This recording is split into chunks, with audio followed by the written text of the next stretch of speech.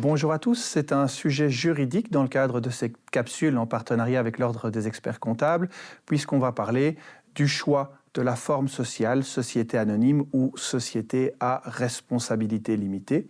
On va se limiter à ces deux formes sociales puisque ce sont d'une part les deux plus courantes en Belgique et d'autre part les deux classiques qui permettent de bénéficier d'un régime de responsabilité limitée et donc par conséquent de mettre son patrimoine personnel à l'abri du risque d'entreprise. Alors quand il s'agit de choisir une forme sociale, eh bien la plupart des gens s'arrêtent à un seul critère qui consiste à se dire mais quel est le montant que je dois investir pour constituer cette société ? Le coût de constitution est sensiblement le même. La différence, c'est que la société à responsabilité est une société qui ne nécessite pas un investissement minimum.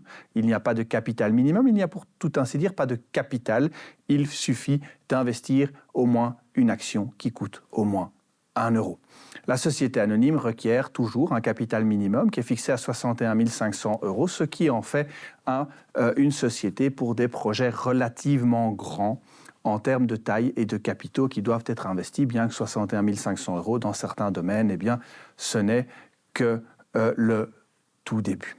Le deuxième critère qui est souvent pris en compte, c'est la question des distributions. En réalité, il est un tout petit peu plus simple de distribuer du résultat dans une société anonyme que dans une société à responsabilité limitée. Celle-ci n'ayant pas de capital minimum, eh bien, le législateur a assorti les distributions d'une règle complémentaire. On dit qu'il y a un double test, le test d'actifs nets qui est commun à la société anonyme. En substance, il faut qu'il y ait du résultat pour pouvoir en distribuer. Et dans la société à responsabilité uniquement, ce qu'on appelle le test de liquidité, la distribution ne doit pas mettre en péril la capacité de la société à faire face à ses dettes et ses dettes qu'elle anticipe raisonnablement au cours de l'année à venir. Ce qui veut dire que c'est un tout petit peu plus compliqué d'organiser une distribution dans une société à responsabilité limitée puisque l'organe d'administration doit faire un rapport et doit estimer que cette distribution ne va pas mettre en péril les activités de la société dans le futur, sous peine de responsabilité non seulement de l'organe d'administration, mais des actionnaires qui auraient reçu une distribution.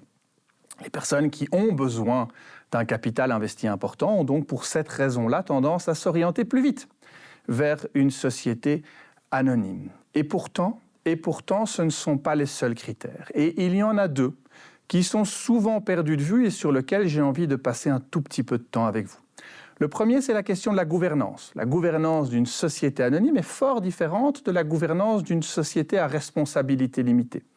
Une société anonyme, elle peut être dirigée par un conseil d'administration. Ce conseil d'administration, c'est un organe collégial, c'est-à-dire qu'on prend les décisions ensemble, au consensus en principe, et si ça ne marche pas, eh bien, on votera, mais on exerce toujours le pouvoir ensemble. On a la possibilité de se faire représenter pour signer un acte par certains d'entre eux, mais quand on prend une décision, c'est une décision collégiale.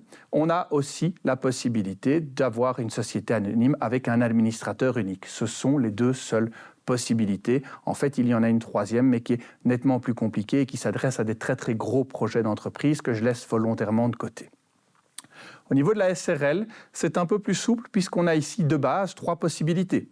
Un administrateur unique, comme dans la SA, statutaire ou non, un collège d'administration, un conseil d'administration formant un collège, comme dans la SA, c'est le même principe.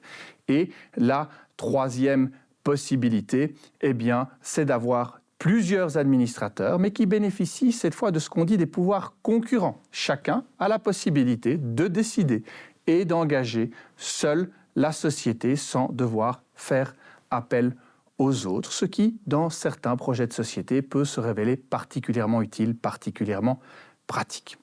Le dernier critère, et il y en a bien d'autres évidemment, sur lequel j'avais envie d'attirer aujourd'hui votre attention, c'est la question de la cession et de la cessibilité des titres. En réalité, la société anonyme, c'est une forme traditionnelle qui part du principe qu'elle est anonyme. Anonyme, ça veut dire dissocié de la personnalité de ses associés, donc les titres sont librement cessibles par principe.